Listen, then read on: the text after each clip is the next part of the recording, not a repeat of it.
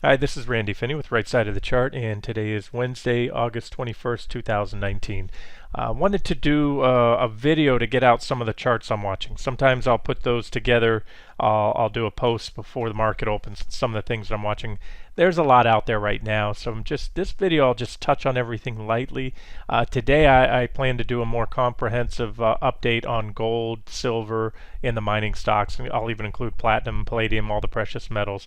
I think there's I definitely think there's some things worth monitoring there. And it kind of meshes with my, with the analysis on the broad market. So let me just start there. Everyone's usually most concerned with what the stock market's doing. And so I just put out a post this morning. These are the futures. This is NQ. Remember last night I pointed out, well, I've been pointing out these levels for a while.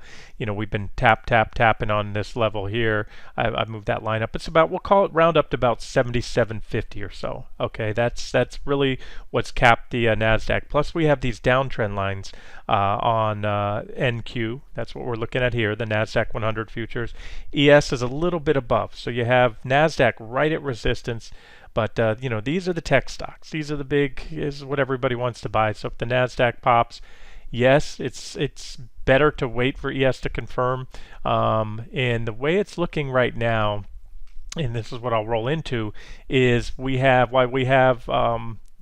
these that could go either way. In other words, we can have another rejection and a move down, and that was up until even last night my preferred scenario. But and it may be, because like I say, resistance is resistance until unless taken out. But if they do pop this, like I said, there's going to be some stops, most likely, almost certainly, that get hit, and it's going to, buying then triggers more buying as those stops are hit. Long step in. So it looks like a quick trading up here to about 77.18. Remember, that's still significant resistance. So I'm going to get this video out. Well, I already got that other post out, so you might be able to move on that, whether it's covering some shorts. And again, if you're an active trader, this is active trader stuff. If you're a swing trader, you might want to wait and see how the day closes. As I mentioned, there's still a lot of overhead resistance, but I'm leaning towards this now, and I'll show you why here in a second. Again, with the flight to safety assets like gold and treasuries, they're indicating a downside. They've been holding up real well lately, despite this rally in the market. So I want to say my convictions aren't super strong, but that's where I'm leaning now. So again, whatever happens before the market opens, remember at 9:30 you're going to see, watch your streaming 1-minute charts. The market's going to go up or down, might have a knee-jerk reaction one way. So I think if we're going to break out, it'll probably happen soon. We'll see sometime today. Otherwise, like if you get an impulsive rejection there, then that's a failure at resistance, and then like any long side setup, no entry, meaning no breakout, no buy signal. You want to increase the odds of a breakout, you wait for a solid 60-minute close. So there's NQ, and again, you can replicate the downtrend line off the recent highs in about 77.50. Now, when you look at ES, like I said, it's sometimes you'll see one of the two break out, either the S&P 500 or the NASDAQ 100, but then the other one comes and hits resistance. So this makes it a little tricky right here. There's my line. I have a resistance, give or take, trading's been sloppy, but give or take about 29.36 or so right there. You can see the reactions there, reactions right here from below, and reactions from above and below right there. So it's a notable level with the next pretty decent resistance level up there. So that would be, there's actually call it a target zone, that's 29.55 up to 29.62. So that's it. So you got to watch this. So if NQ does break out, remember, they're a little upside, and then ES is going to hit its comparable price plus downtrend line resistance that come in together, intersecting resistance. So these are big levels to watch, and that's it. So I certainly can't promise which way it goes. I'd say pretty confident that if we pop both these levels today, we're going to go and hit those near-term targets at a minimum. Otherwise, a rejection here would be another failure. And what happens sometimes when you keep failing at a resistance, finally bulls give up, shorts become emboldened, and then you have a big move down. So that's what we're looking at today. The other thing, and you have to factor this into trading, the odds for a whipsaw signal even after the open today are increased only because, or mainly because, we have the FOMC minutes at 2 o'clock p.m. So that is, the minutes from the last meeting. They're not. It's not a rate decision, but they're going to, everyone will pour through what they say, try to interpret just how bearish or dovish, I should say, that the Fed is or isn't. And so the minutes have also the potential to move the market. So I guess what I'm trying to tell you is, look, there's an increased chance for whipsaw signals today, even on a breakout there. But trade the charts as they are. Trying to navigate around every economic report. And if you're new to the site, remember, I'll go to the support center, which is located under resources. Down towards the bottom, tools of the trade, there is a link to the economic calendar, so you can know what's on store. Today, for example, 10 a.m. existing home sales. 10:30 a.m. we have the crude inventory report, and then at 2 o'clock the Fed minutes.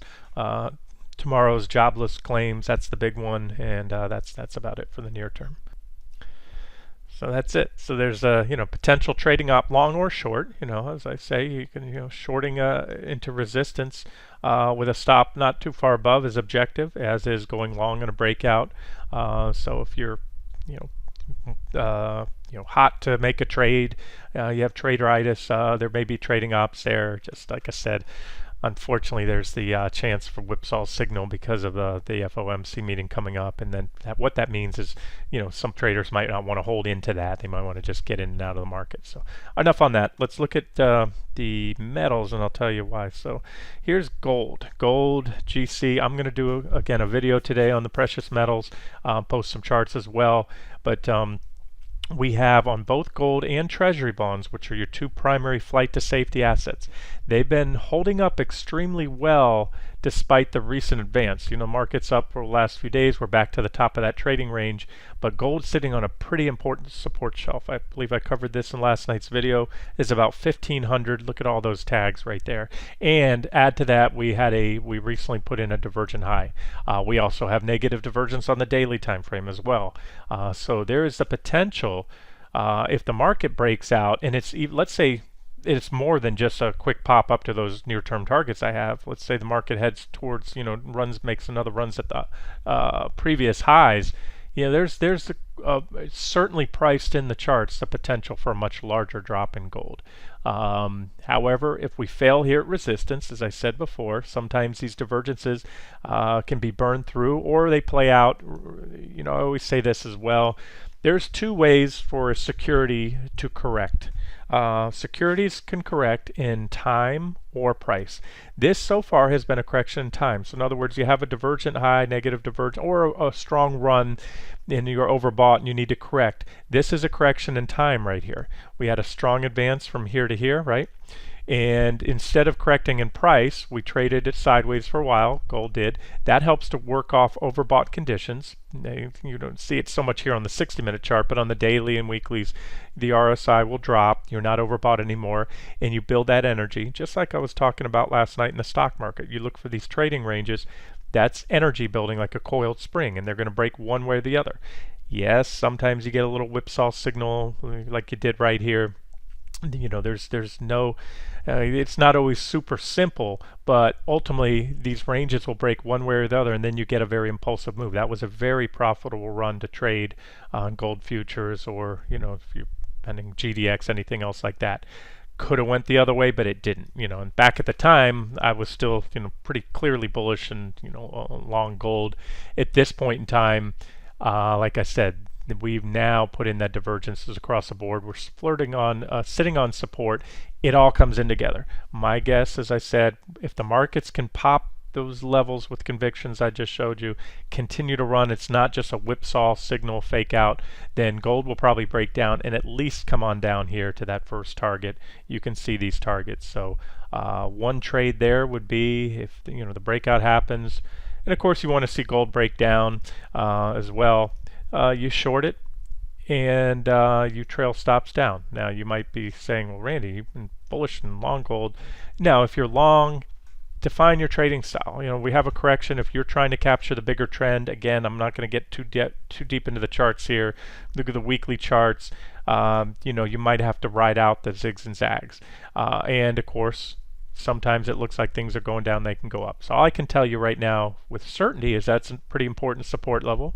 If it's broken, it's likely to trigger, some selling. And what would really help to confirm this scenario would be the bullish scenario in the stock market, meaning we break those support levels.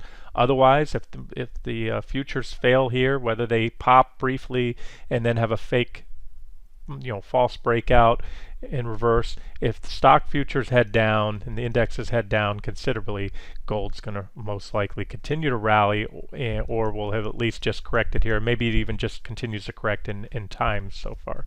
But that's it. So like I said, you can see some clear levels, and it's not sometimes it is, but it's usually not mere coincidence that gold's sitting right on an important support level with a bearish technical posture. The stock market, unfortunately, I can't really say that the stock market has a bullish technical posture. It's in a sideways trading range, a consolidation range, which is neither bullish or bearish. It can break either way, and there's not a lot in the charts that indicate, that it is bullish or bearish. Price action lately, last few days, has been pretty strong, pretty bullish. The pullbacks have been bought up pretty quick. So that's that. All right, let's look at a couple more. Let's look at silver futures. This is a daily chart of silver futures. I'll get to the 60-minute in a second. We were just looking at a 60-minute chart of gold. So what do I see here? We go back in time here. And you can see back in February heading into March, we had negative divergence. Here's an example of sometimes divergences just continue to build. We had a divergent high here, continued to extend. We kept diverging. Finally, those divergences played out for a trend reversal, and a pretty good one too. That was very profitable trade. And then it set up, we had a very clean downtrend line. So silver, the charts are pretty clear right now, and they have been. This has been a very tradable security. You put in a divergent low, there's your positive divergence, bullish divergence at the low. Actually, we're divergent all the way down. Broke out, clean and easy, simple buy signal right there, and we've been in an uptrend since. Now we have a pretty well-defined uptrend line. We recently put in a divergent high. You can see there. This is what I call almost divergence, slightly higher high, but almost equal. So for all intents and purposes, you have flatline divergence there on the PPO. And we don't have a sell signal, but again, with the divergence, you have to recognize that.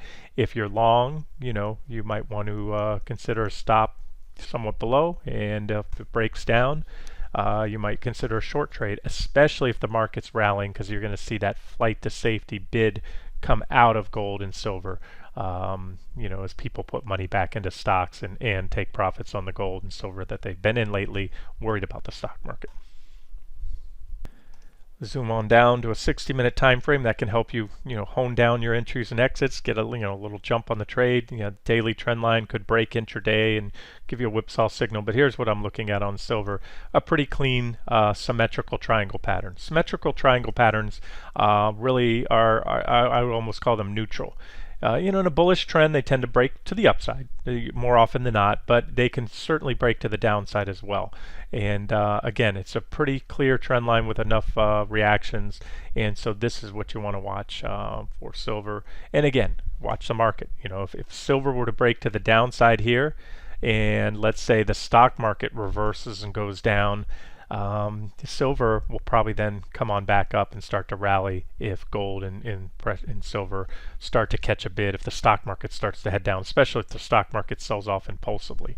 So these are just levels to watch, and yeah, that's that one. PL, there's a big, large symmetrical triangle. This is a 3-month, 60-minute chart.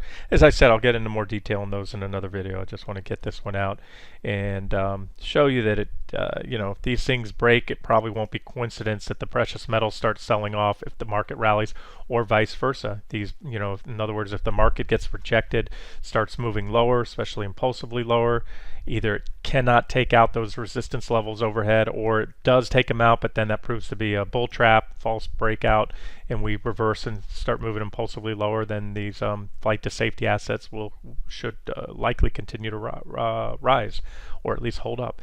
This is ZB Treasury bond futures, very overbought on the long term, the daily charts, even the weekly charts, but in a strong uptrend. Money has been flocking to Treasuries all year. But on the 60-minute chart, as I pointed out recently, we have, just like gold, we have these negative divergences. We also already had a breakdown there, but there's some support right here about 163. So that's it. Opening bell just rang. I want to get this video out to you guys. So remember, same levels on QQQ and SPY that I've highlighted recently. So I'm not going to go into those charts. I'd rather get this out quick to you guys and just kind of watch these things. Keep an eye on those flight to safety assets to see.